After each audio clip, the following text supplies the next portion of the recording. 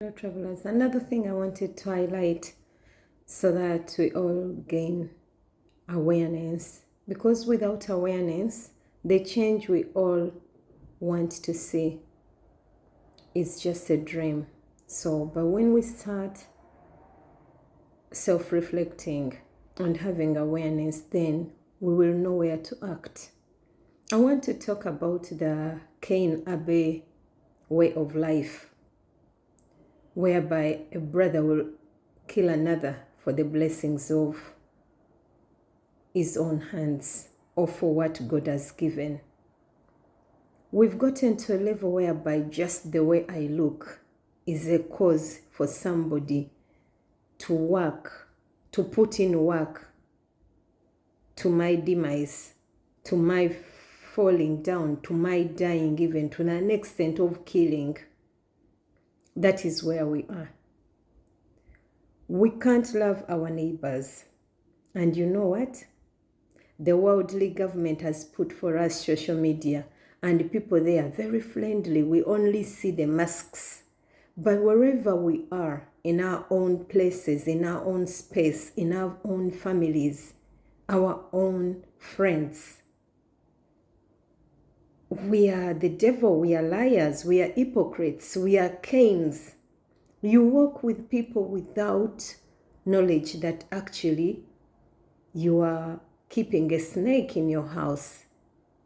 You think that these are sheep and they are wolves hidden in sheepskin. How can a human being rejoice when another is hurting? And then you give an excuse. Oh, they are black. Oh, they are women. Oh, that is men. Oh, they are Arabs. Oh, they are Christian. Oh, those are traditional healers.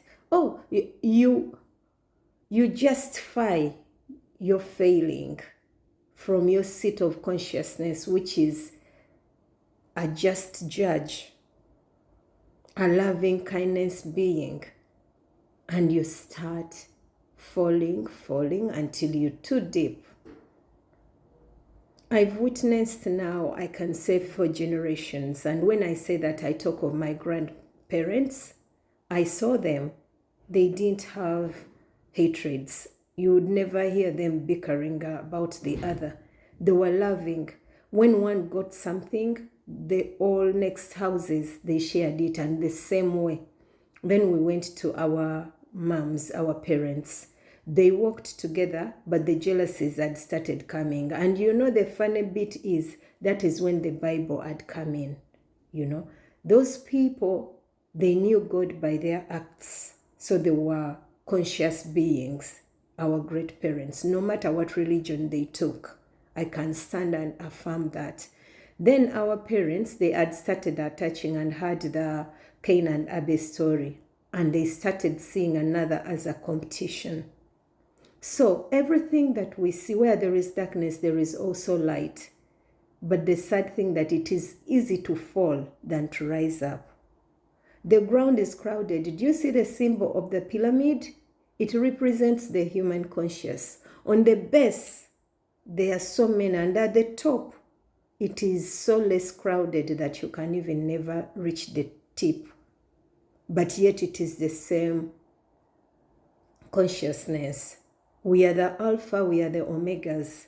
We are capable of total, pure, wicked darkness. But as it is, we are also capable of pure, absolute love and kindness, and understanding that we came with nothing. Even the bodies have been fed by Mother Earth. And when we are done, we will leave the bodies to Mother Earth and go. So if you know that we all came on unallocated time, and we will go on allocated time, don't you think we also have allocated achievements? And if it were the material achievements, don't you think we would carry them to our graveyards? You can see that for the ancient leaders, because they had started saying, oh, me, I'm greater than you. So when you bury me with others, because I've died. Even my wife should die. I'm taking my things. I'll need them in the afterlife. Then we've come to discover that actually the physical ends in the physical, no matter how much you want to dream. So my call on to you today, please be good friends. There is no need to feel jealousy of another. There is no need to have envy. There is no need to betray a person.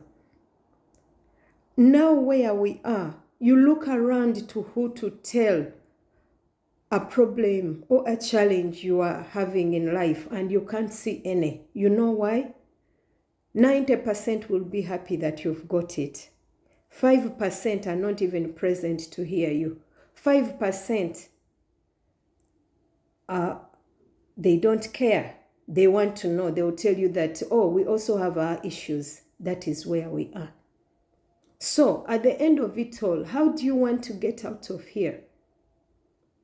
What type of spirit are you? What type of person are you? You are the betrayer. You are the person who will rejoice because a friend is suffering.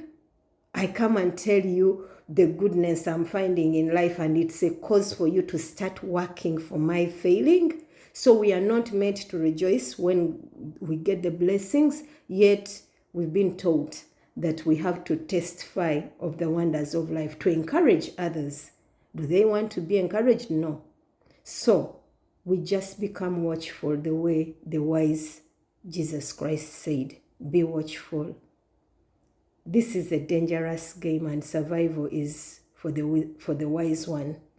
But at the end, we won't stop. We won't stop to ask of you that, yes, you are full of darkness right now, but you are capable of more.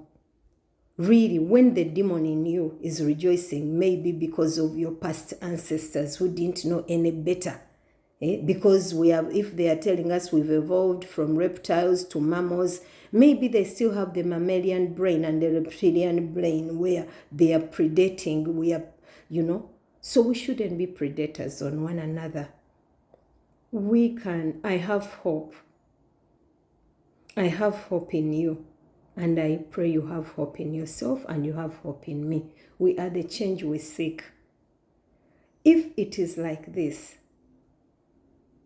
when our young ones are being betrayed by their friends, when their friends are happy, when they are teasing them to the moment of having them commit suicide, when adults, I heard of a story whereby a woman lost their child, and because they lost theirs, they made it a personal vendetta to make sure that the neighbor doesn't have a child. How?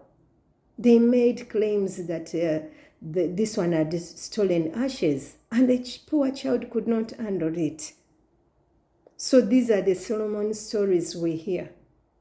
But when will the stories actually stop and we take it upon ourselves to build a life that we dream of? I'm sure no one wants to look around when you are all alone. We can see people. Now look at Robbie Williams. He entertained everyone. He was the greatest comedian, but he was so alone. And he said the saddest thing is to be so alone in a room surrounded by others. Please make a change. Be a rock for others. We can do that. And talk to your children. I know they've been taken in, but keep putting in a word or put it in yourself. Sometimes you just have to become the word, and maybe the universe, the space, people will breathe it in from that space you've created. Much love and blessing.